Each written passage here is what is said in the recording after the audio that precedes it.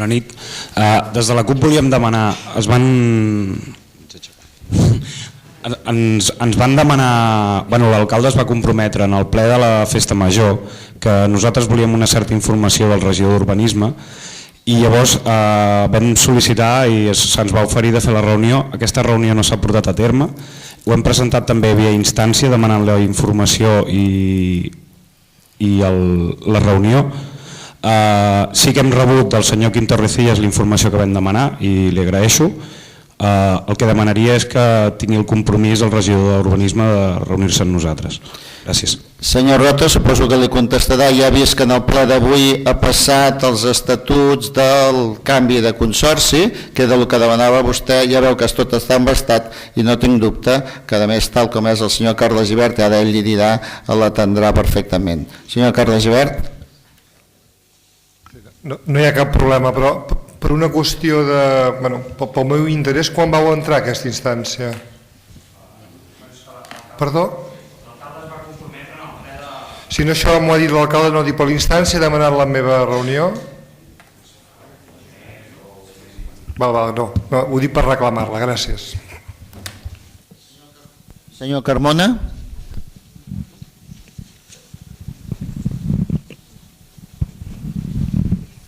Bona nit. La pregunta que volia fer era pel senyor Torrecillas és si s'ha fet alguna acció concreta per demanar a la Generalitat que es pugui mantenir via pròrroga o el que sigui la llicència i no ens caduqui el dia 1. I la segona és que la televisió per internet està molt bé, però parlem de futur, però primer hem de solucionar el present. I aquí estem posant el carro davant dels cavalls. I poso una pregunta ja en general. Algú d'aquí veu la tele via internet? Gràcies. Sisplau, vostè pregunta a l'equip de govern. Senyor Torrecillas.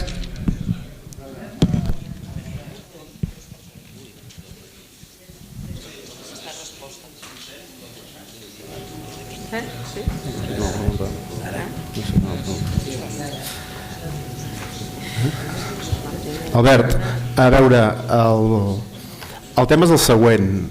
Quan el Consorci no aprova el pressupost perquè anuncia que no hi haurà ingressos, ens deixa en una situació de paralegalitat en aquest Consorci, perquè a més van manifestar expressament que tampoc el volen deixar.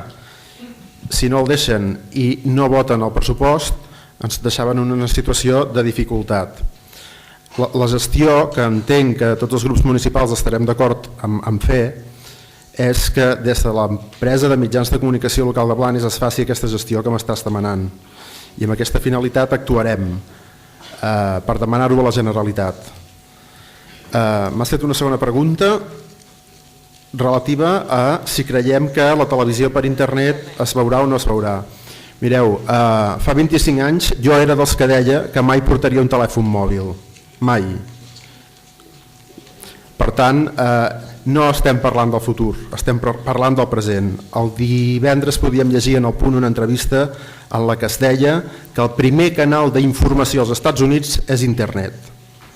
I et puc assegurar que si mires les pàgines del Marca i de l'As, els vídeos que es descarreguen dels gols de la jornada estan al nivell d'audiència del 324. Per tant, estan d'acord amb que la televisió convencional és un mitjà de comunicació molt important pel que hem de seguir treballant. Hi ha altres canals emergents d'informació tan o més importants com aquest. És el que es pregunta.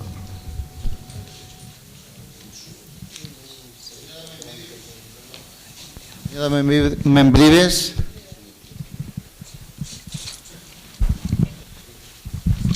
Hola. A veure, jo més que res que no m'ha quedat gens clar això del canal d'internet. Llavors m'agradaria primer saber d'on surt el pressupost per a aquest canal. Tinc entès que són uns 106.000 euros. Després també m'agradaria saber si ha de començar a emetre al novembre, vol dir que ja està adjudicat això.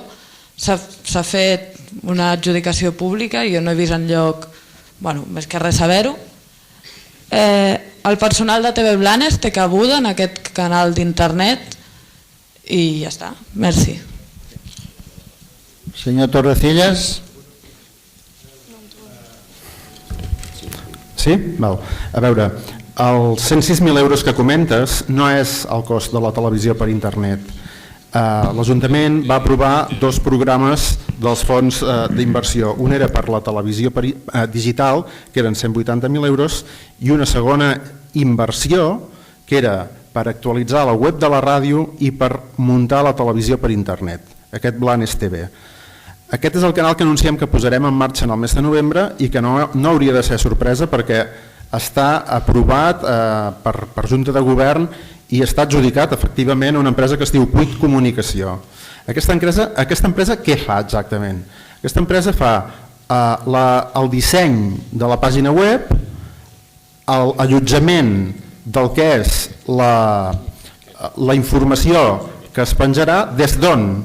Es penjarà des de l'empresa de mitjans de comunicació de Blanes, que és la que gestionarà els continguts d'aquesta televisió. És a dir, nosaltres el que hem contractat és l'empresa que fa el disseny i l'allotjament del servidor perquè es puguin penjar el màxim de vídeos possibles. Quin cost té això? El cost mensual és de 1.200 euros. Aquest és el cost de l'allotjament en el servidor. Al marge tenim la despesa de personal. Aquesta despesa de personal, com he dit abans, s'haurà de definir amb el Consell de Mitjans, perquè en un dia es poden penjar 3 vídeos o 33. I tot això s'ha de sotmetre a criteris tècnics i també a criteris polítics. I això no ho aprovarà l'equip de govern, això s'aprovarà en el si del Consell d'Administració de l'empresa de mitjans.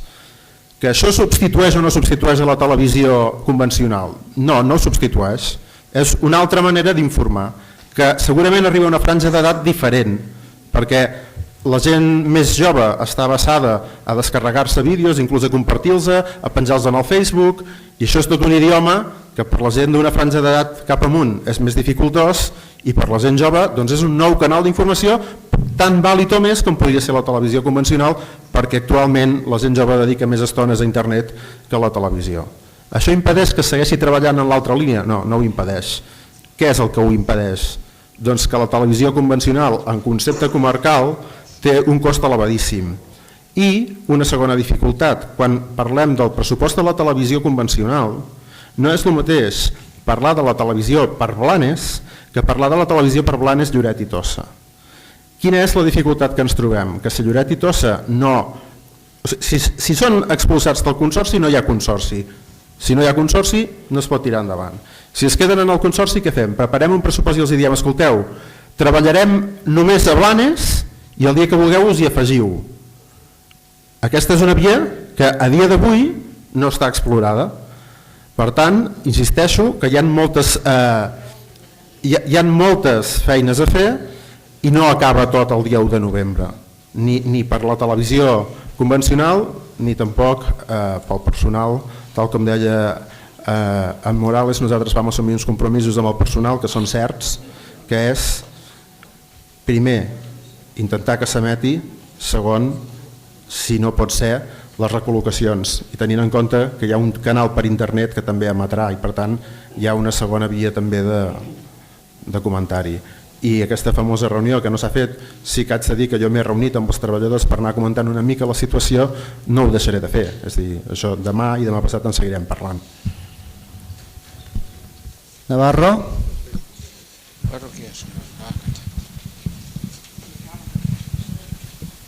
Bona nit.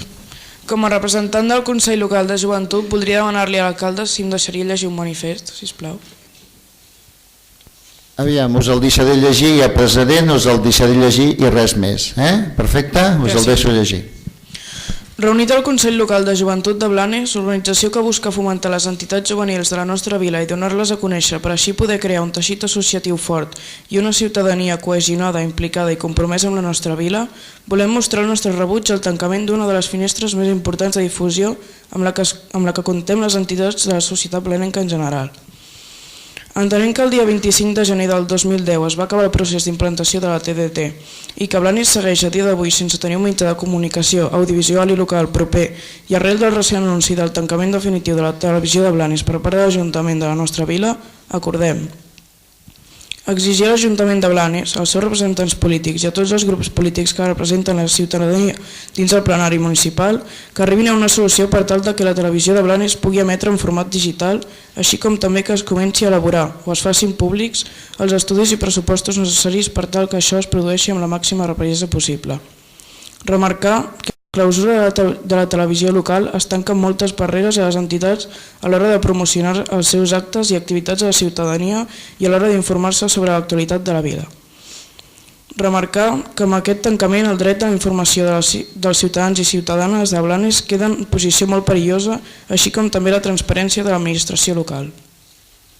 Convidar a manifestar-se a tots els joves de Blanes en contra del tancament definitiu de la nostra televisió i donar suport a totes les plataformes que puguin fer canviar aquesta situació. Televisió de Blanes i tot el seu equip humà han estat sempre al costat de l'associacionisme blanenc.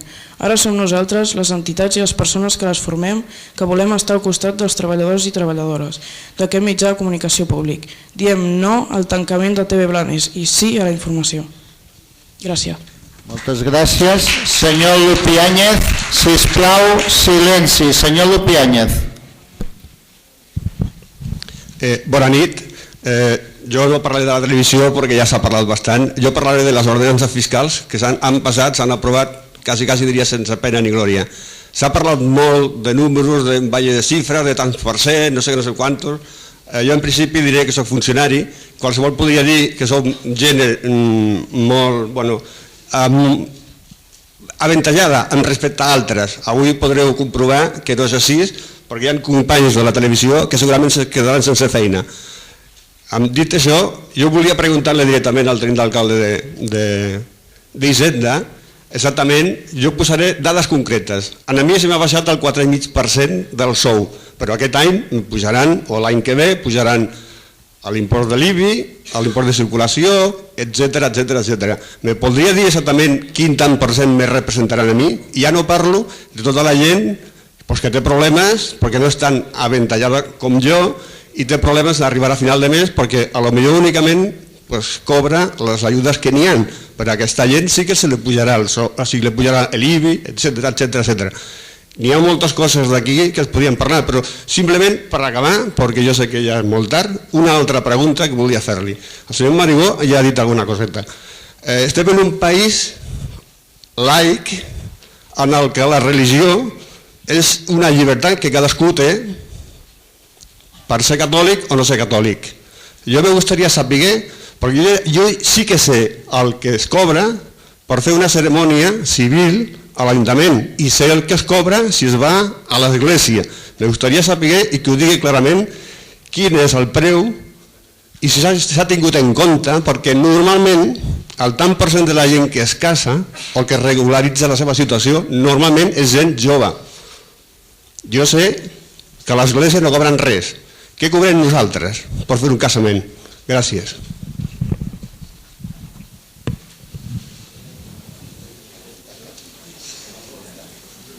Hola, bona nit.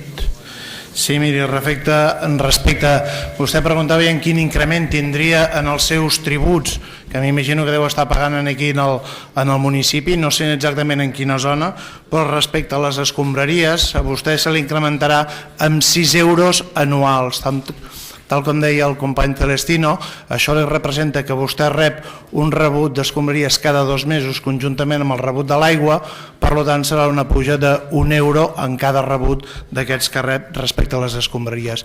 I respecte a l'IBI hi ha un increment que és el que ve donat per la llei de pressupostos de l'Estat i pel que respecta a l'Ajuntament doncs ja li he comentat que era el 2,1%, que és el de l'IPC. En funció del seu valor cadastral, del seu pis, del que tingui, se li haurà d'aplicar aquest 2,1% depenent del valor cadastral. Referent als casaments, si no recordo malament, està al voltant dels 226 euros els matrimonis que se celebren en dependències municipals i per sobre dels 600 euros aquells que se celebren en altres llocs que siguin singulars i que no siguin dependències municipals habilitades. Sisplau, silenci. Senyor Mentero.